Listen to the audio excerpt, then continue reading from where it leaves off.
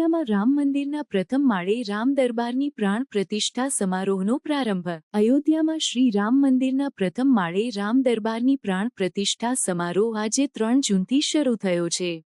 આ 3 દિવસીય ધાર્મિક કાર્યક્રમમાં ભગવાન રામ, માતા સીતા અને હનુમાનજીની મૂર્તિઓની સ્થાપના કરવામાં આવશે। આ અવસરે મંદિરના પરિસરમાં આવેલા 6 અન્ય દેવાલયોમાં પણ પ્રાણ પ્રતિષ્ઠા વિધિઓનું આયોજન કરવામાં આવ્યું છે, જે 12 કલાક સુધી ચાલશે। પ્રાણ પ્રતિષ્ઠા વિધિ પહેલા અયોધ્યામાં ભવ્ય કલશ યાત્રાનું આયોજન કરવામાં આવ્યું હતું, જેમાં હજારો મહિલાઓએ સરયૂ નદીનું પવિત્ર જળ કલશમાં ભરીને યાત્રા કરી હતી। આ યાત્રા વિના ચોક, હનુમાન ગઢી અને દશરથ મહેલ જેવા મહત્વપૂર્ણ સ્થળો પરથી પસાર થઈ હતી અને યજ્ઞશાળામાં સમાપ્ત થઈ હતી। આ પ્રસંગે રામ મંદિરના પરિસરમાં કુલ 8 દેવાલયોમાં પ્રાણ પ્રતિષ્ઠા વિધિઓનું આયોજન કરવામાં આવ્યું છે।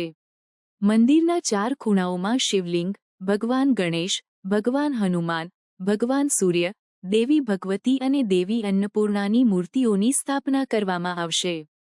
આ ધાર્મિક કાર્યક્રમને ધ્યાનમાં રાખીને અયોધ્યામાં સુરક્ષા વ્યવસ્થાઓને વધુ મજબૂત બનાવવામાં આવી છે।